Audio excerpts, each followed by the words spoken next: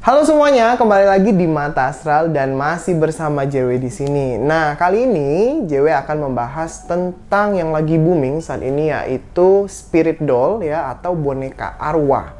Nah, di sini JW akan sharing ya sedikit nih tentang spirit doll dan juga pengalaman JW ketemu dengan spirit doll itu ya. Nah, banyak sih sebenarnya, banyak banget. Cuman sebelumnya pengen ngasih tahu dulu nih, karena ini pembahasannya akan membahas tentang masalah tradisi, kemudian agama gitu ya. Jadi kita saling menghargai aja dan tidak untuk diperdebatkan ya di sini ya. Nah, yang pertama sebenarnya untuk masalah spirit doll, harusnya kita udah tahu bahwa di beberapa negara, even di Indonesia sendiri pun sudah ada sejak lama ya. Nah, kalau di Indonesia contohnya si Gale-Gale ya kan. Nah, itu boneka kayu yang berasal dari Samosir, dari Sumatera Utara. Dan biasanya boneka Gale-Gale ini dipakai untuk upacara kematian saja gitu ya. Nah, kemudian yang dekat dengan kita yaitu di Thailand ada yang namanya Luk Thep. Ini adalah spirit doll yang udah lama sebenarnya dan udah jadi tradisi sebenarnya di Thailand itu ya. Namanya itu Takuta Luk Thep. Luk Thep sendiri artinya adalah anak malaikat ya.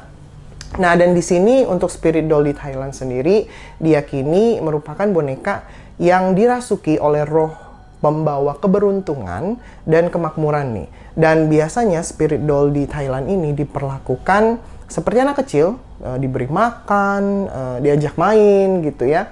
Kemudian ada sampai diajak belanja, dan yang saya baca juga sampai ada restoran khusus untuk spirit doll ini di Thailand gitu ya. Dan Luk Thep ini dipercaya memiliki kekuatan magic ya, yang mampu untuk menarik hal-hal baik bagi si pemiliknya gitu. Nah, sampai ada maskapai Thailand yang memperbolehkan pemiliknya untuk membeli tiket atau kursi untuk si bonekanya itu gitu. Dan pramugarinya pun akan memperlakukan boneka itu seperti anak kecil gitu, akan ditawarkan makanan dan lain-lain gitu. Nah, secara garis besar sebenarnya ini bukan hal yang baru gitu ya. Cuman di Indonesia saat ini banyak banget yang mengadopsi, dan mungkin ada yang namanya Mother of Spirit Doll gitu ya. Jadi mereka ini yang memiliki boneka-boneka arwah itu banyak sekali. Mungkin lebih dari 50. Dan mungkin ada orang-orang yang datang ke mereka untuk minta ataupun mengadopsi boneka yang mereka miliki seperti itu. Nah, sebenarnya apa sih spirit doll itu? Katanya itu adalah boneka kosong yang diisi dengan arwah atau jin anak kecil. Tapi sebenarnya tidak semua jin atau arwah anak kecil yang dimasukkan ke dalam spirit doll tersebut. Karena yang saya baca atau saya nonton juga ada beberapa yang umur dari makhluk tersebut itu sudah ada yang di atas 50 tahun, mungkin ada yang sampai ratusan tahun gitu. Tapi mostly memang anak kecil yang diisi di dalamnya seperti itu. Di sini tidak ada perjanjian apapun. Ini berbeda ya dengan spirit doll di Thailand seperti itu, karena di sana diyakini bahwa spirit doll-nya akan membawa kemakmuran, ya kan, untuk pemiliknya gitu. Tapi di Indonesia yang saya tahu nih ya, semuanya tidak ada kata-kata ataupun perjanjian yang membuat pemilik itu mungkin bisa kaya atau bisa makmur atau apapun itu. Tujuan mereka memasukkan spirit ke dalam spirit doll itu adalah untuk membantu arwah atau jin anak kecil yang sudah meninggal itu agar tidak salah langkah dan tidak digunakan oleh mungkin kita sebut dukun ataupun apa ya bahasanya ya, orang-orang jahat yang ingin memanfaatkan mereka untuk mengirimkan hal-hal negatif ke orang lain. Contoh santet, kemudian bikin orang sakit atau apapun itu bentuknya. Nah, itu tujuan mereka adalah menjaga mereka mendoakan mereka agar mereka tidak disalahgunakan seperti itu. Nah, sebenarnya kita sebagai orang awam gitu ya, boleh nggak sih kalau kita datang ke rumah orang itu, atau misalnya di jalanan deh, ke mall atau apa, ketemu orang yang bawa boneka, kita pegang-pegang. Itu lebih baik jangan. Karena kalau memang boneka itu ada isinya, itu akan jadi problem. Pertama, belum tentu mereka mau disentuh sama orang lain di luar pemiliknya atau keluarga pemilik itu sendiri. Karena memang perjanjian mereka itu kan hanya dengan pemiliknya saja, gitu ya. Jadi, contoh mereka janji akan jadi anak baik selama mereka diperbolehkan untuk tinggal di boneka itu, diasuh oleh orang tersebut, seperti itu. Jadi kalau misalnya, kalau melihat, mungkin kalau hanya mengajak bicara, itu boleh. Tapi kalau untuk dipegang-pegang, menurut saya sarankan sih jangan, gitu ya. Karena kita tidak tahu apa yang akan terjadi nantinya. Takutnya hal-hal yang tidak diinginkan terjadi sama teman-teman gitu. Jadi agak berhati-hati aja gitu. Nah, terus ada lagi yang bilang kalau gimana sih cara membedakan itu spirit baik atau jahat gitu ya. Dan mungkin ada yang bertanya, gimana cara beda ini tuh kosong atau memang beneran ada isinya? Banyak sekali pertanyaan-pertanyaan itu. Kalau dari yang saya lihat, dari pengalaman saya melihat spirit doll itu sendiri, saya nggak punya ya. Saya nggak punya, dan kalau ditanya mau atau enggak, jujur saya nggak mau gitu. Saya punya alasan sendiri untuk tidak mau mengadopsi boneka arwah itu. Nah, kalau gimana sih membedakan dia ini, spirit doll ini baik atau jahat gitu. Nah, kalau baik, biasanya mereka tidak akan meresahkan pemiliknya. Kenapa? Karena memang sudah sesuai dengan perjanjian tadi. Tapi kalau jahat, ya, kalau jahat biasanya si pemiliknya itu nggak akan pernah tenang. Ya, kemudian yang kedua, merasa sangat tidak nyaman pada saat dekat dengan boneka atau spirit doll tersebut, gitu. Karena contohnya seperti ini, jika kita bisa merasakan, ya, untuk orang yang peka bisa merasakan, oh ini negatif nih, oh ini energinya positif, itu auranya sangat berbeda sekali, benar-benar sangat berbeda sekali gitu. Hawa enggak enak, kemudian mungkin ada rasa takut dengan boneka itu gitu, itu ada gitu. Kemudian itu tatapan dari mata boneka itu memang sangat berbeda sekali. Ya, nah, salah satu cara untuk tahu boneka ada isinya atau tidak itu bisa dilihat dari matanya. Tatapan itu kosong atau ada isinya itu pasti beda banget. Kita pasti bisa membedakan. Even untuk orang atau teman-teman yang mungkin kurang peka seperti itu ya. Nah, kali ini aku mau cerita tentang pengalaman aku ketemu dengan spirit doll, ya. Nah, ini ceritanya aku lagi jalan, ya kan, ketemu, dan ternyata di dalam boneka tersebut ada isinya nih, ya. Di sini aku lihat boneka cantik banget, bonekanya bagus banget gitu, dan yang ada di dalam sosoknya sebenarnya juga cantik dulunya, ya. Cuman sekarang kondisi badannya itu sangat-sangat mengenaskan, ya. Badannya kurus sekali, sosoknya perempuan, umurnya sekitar 5 tahun. Jadi pada saat aku tanya, dia nggak jawab nih, diem aja gitu. Dan aku tuh mulai mikir, oh kayaknya ini orang luar gitu ya, nggak bisa ngomong. Dan dia cuma nangis doang di situ.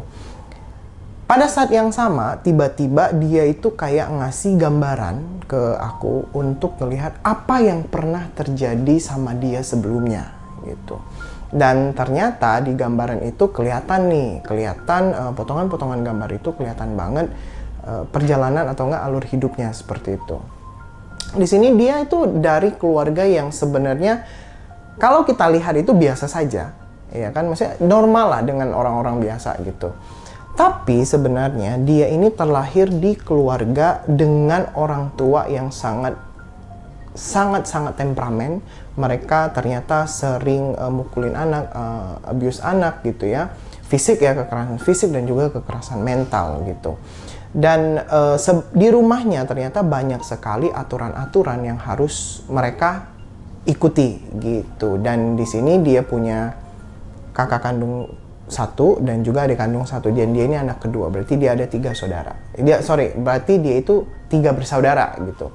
Nah, di sini banyak sekali hal-hal yang sangat menyedihkan dan sangat nggak enak terlihat di gambaran yang sosok ini kasih gitu ya. Dia itu tidak boleh keluar rumah, anak-anaknya tidak boleh keluar rumah, lebih tepatnya orang tuanya tidak memperbolehkan mereka untuk bersosialisasi gitu. Semua pekerjaan rumah harus anak-anaknya yang ngerjain ya. Kalau misalnya ada yang nggak bersih, itu pasti mereka dipukulin. Dia pernah dipukulin sama ayahnya pakai kayu gitu karena dia bersihin debu itu, dia ternyata di atas televisinya masih ada debu, dia mungkin kelewatan seperti itu, dipukulin gitu ya sampai badannya biru-biru gitu. Dan dia ini nakal sebenarnya, perempuannya dia ini nakal, dia suka tiba-tiba keluar dari rumah gitu loh, padahal udah dilarang untuk tidak bersosialisasi ataupun keluar rumah gitu ya. Dan mereka tidak diperbolehkan sekolah, nggak tahu alasannya kenapa, dan orang tuanya intinya ingin mereka di dalam rumah gitu loh. Dan setelah dia keluar rumah dan ketahuan, aduh dia benar-benar dipukul habis-habisan ya. Rambutnya dijambak lah, kemudian kepalanya dibenturin ke dinding segala macem, dan pokoknya sangat abusive lah orang tuanya seperti itu. Nah, one day dia itu keluar lagi dan ternyata dia bawa pulang anak kucing gitu ya, dan dia bawa pulang anak kucing, disembunyiin di kamar dia. Pasti kan berisik ya. Akhirnya ketahuan. 1 hari itu langsung ketahuan. Dan anak kucing itu langsung dibanting sama bapaknya. Maaf banget. Langsung dibanting sama bapaknya di depan mata dia. Nangis dong, ya kan nangis. Akhirnya disuruh dibuang kucing itu. Dia mau ngubur, tapi nggak dibolehin sama bapaknya ini. Nah, karena dia keluar terus, akhirnya ujung-ujungnya kaki dia itu dipasung.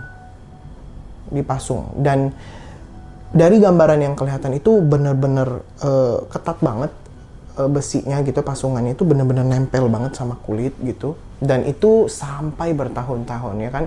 Dia akhirnya kayak kelaparan, kemudian jarang dikasih minum, dan dengan kondisi dipasung itu kadang masih dipukul karena dia nangis terus gitu, sampai akhirnya itu dipasung di kamar nih, dan sampai akhirnya dipindahin ke basement karena dia nangis terus kan, nggak bisa diem gitu. Mungkin orang tuanya takut menarik perhatian tetangga atau apa gitu, jadi akhirnya dia dipindahin ke basement yang mungkin suaranya sangat tidak kedengeran gitu. Sampai suatu saat, udah sampai bertahun-tahun gitu ya, kakinya ini udah sampai membusuk gitu loh, karena dipasung terus, hanya yang membusuk. Dan daripada dia nggak bisa,